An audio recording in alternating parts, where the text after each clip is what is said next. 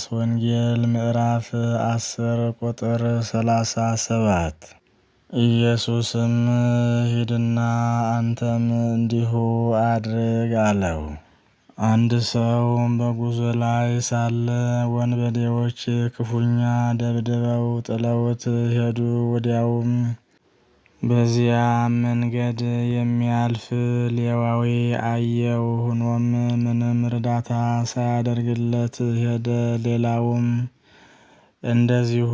ነገር ግን አንድ ሳምራዊ በዚያ ሲያልፍ አየውና በሁኔታው አዝኖና ጊዜያዊ መድኃኒት ቀባብቶ በአህያውም ጭኖ ወደ ማደሪያ ወሰደው። ለባለ ማደሪያውም 2 ዲናር ሰጠው። ተጨማሪ ካስፈለገም እንደሚከፍለው ነገረውና ሄደ። ካለ በኋላ ከሦስቱ ለተደበደበው ባልንጀራ የሆነው የትኛው ነው የሚል ጥያቄ ጌታችን ሲያቀርብ ምሕረት ያደረገለት ነዋ የሚል መልስ ከሰሚው ተሰጠ።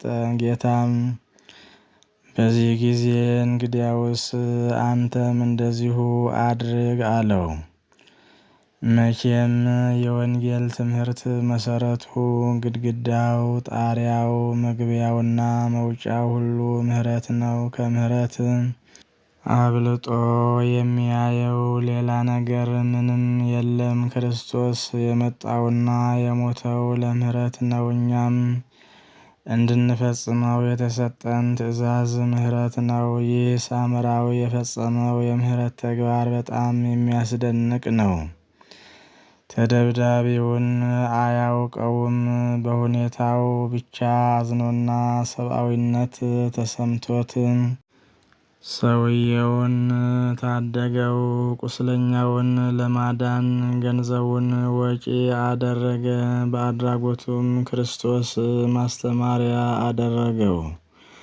ምስጢሩ የክርስቶስን አዳኝነት የሚገልጽ ቢሆንም ምሳሌነቱ እጅግ ማራኪ ነው። ክርስቲያኖችም እንደዚህ አድርጉ ተባሉ። እርግጥ ነው ይህንን እንዲያደርጉ ክርስቲያን ተብለዋልና ማድረግ ይገባቸዋል። በገጠሪቱ ኢትዮጵያ የሕክምና እርዳታ አጥተው ወደ ከተማዎች ለሕክምና ሲጓዙ ሰዎች በየመንገዱ በሽተኞችን በወሰካ ተሸክመው ሲሄዱ እናያለን። ብዙዎቹም በመንገድ እያሉ ሌሎችም ሐኪም ቤት እንደደረሱ ሕመሙ ጸንቶባቸው ሕይወታቸው ያልፋል።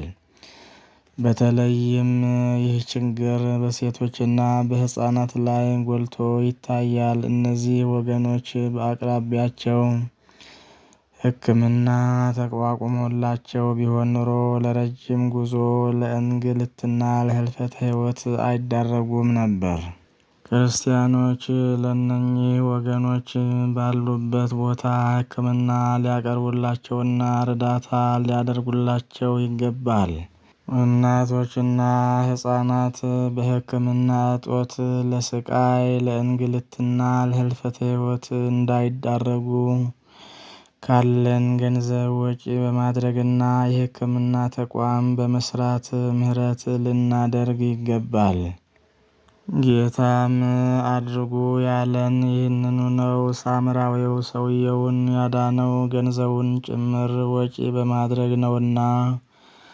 ዛሬ በየአካባቢው ጥቂት ባለሀብቶች ስራውን እየጀማመሩት ነው። ነገር ግን በዚህ ቅዱስ ተግባር ሁሉም መሳተፍ አለበት። ምክንያቱም ችግሩ በአጠቃላይ ሊቀረፍና ሊቃለል የሚችለው ሁሉም ሲሳተፍ ነውና። ክርስቲያኖች ይህንን ሲያደርጉ ምሕረት አደረጉ ማለት ነው። ምሕረት ደግሞ ከመስዋዕት ይበልጣልና ሁላችንም በዚህ ልንተባበር ያስፈልጋል። ማቴዎስ ምዕራፍ 9 ቁጥር 17። ስለሆነም ሁላችን ኦርቶዶክሳውያን ምዕመናን ሰብአዊነት ተሰምቶን በአምላካችን በመድኃኒታችን በኢየሱስ ክርስቶስ ስም ምሕረት ልናደርግ ይገባልና ለሌለው ለድሃ ሰው ምሕረት አድርገን ራርተንለት ንስሐ ገብተን ቅዱስ ሥጋውን ክቡር ደሙን ተቀብለን የመንግስቱ ወራሽ የስሙ ቀዳሽ እንድንሆን አምላካችን በቸርነቱ ይርዳን። አሜን። ይቆየን።